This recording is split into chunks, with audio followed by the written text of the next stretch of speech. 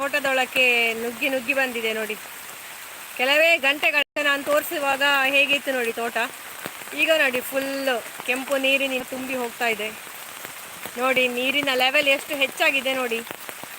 ಗೌರಿ ಹೊಳೆ ಇದು ಸಹ ಹೋಗಿ ಸೇರುವುದು ಕುಮಾರಧಾರ ನದಿಗೆ ಅಲ್ಲ, ಇದು ಸಹ ಕುಮಾರಧಾರ ನದಿಗೆ ಅಲ್ಲ ಸೇರುದು. ನೋಡಿ ನೀರಿನ ಮಟ್ಟ ಎಷ್ಟು ಹೆಚ್ಚಾಗಿದೆ ನೋಡಿ. ಇದು ಕಳೆದ ವರ್ಷ ಇರಲಿಲ್ಲ ನಮಗೆ ಈ ರೀತಿಯ ಬೊಳ್ಳ ಬರಲಿಲ್ಲ. ಇದು ಈ ವರ್ಷ ಶುರುವಿನ ಬೊಳ್ಳ ನಮಗೆ.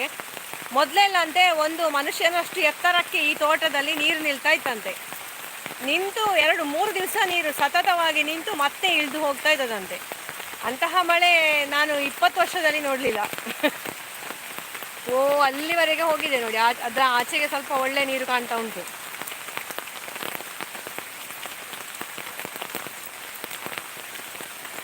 ನಿಮ್ಮದೇನಾದ್ರು ಕತೆ ಉಂಟಾ ಮೊದಲಿದು ಗೊತ್ತುಂಟಾ?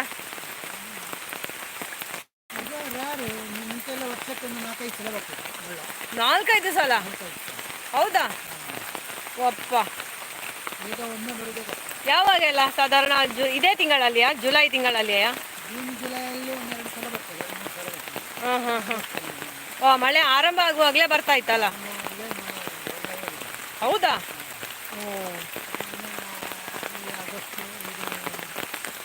ಮಳೆಯಲ್ಲಿ ಸಹ ಬರ್ತದೆ ಸೆಪ್ಟೆಂಬರ್ ಆಗುವಾಗ. 4 ಸಲ ಅಂತೂ ಗ್ಯಾರಂಟಿ. 4 ಸಲ ಈ ರೀತಿಯ ಮಳೆ ಬರ್ತದಲ್ಲ? ಯಬ್ಬಾ. ಹಾಂ ಹೋಗುವ ಹೋಗುವ ಸಂಗಮ ನೋಡಲಿಕ್ಕೆ. ಸೊ ನೋಡಿ ಫ್ರೆಂಡ್ಸ್, ನಿಮಗೋಸ್ಕರ ಲೈವ್ ಬಂದಿದ್ದೇನೆ. ಬಹಳ ಜಾಗೃತಿ ಇರಬೇಕು ಮಳೆಗಾಲದಲ್ಲಿ ಪ್ರವಾಸ ಹೋಗುವವರೆಲ್ಲ. ಹವಾಮಾನದ ಅಪ್ಡೇಟ್ ತಗೊಂಡೇ ಹೋಗೋದು ಒಳ್ಳೆಯದು ನೀರಿರುವ ಜಾಗಕ್ಕೆಲ್ಲ. ನೋಡಿ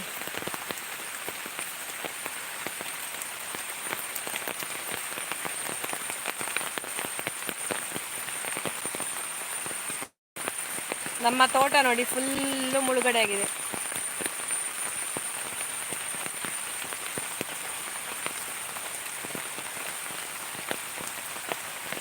ನೋಡುವಾಗ ಹೆದರಿಕೆ ಆಗ್ತದೆ ಇಲ್ಲಿ, ಗೊತ್ತುಂಟಾ? ನೀರಿನ ರಭಸ ಎಷ್ಟು ಉಂಟು, ಇದು ಎಷ್ಟು ಆಳ ಉಂಟು ನೋಡಿ. ನಮ್ಮ ಬ್ರಿಡ್ಜ್ ಮುಳುಗ್ಲಿಕ್ಕೆ ಇನ್ನೂ 1 ಫೀಟ್ ಇರುದು.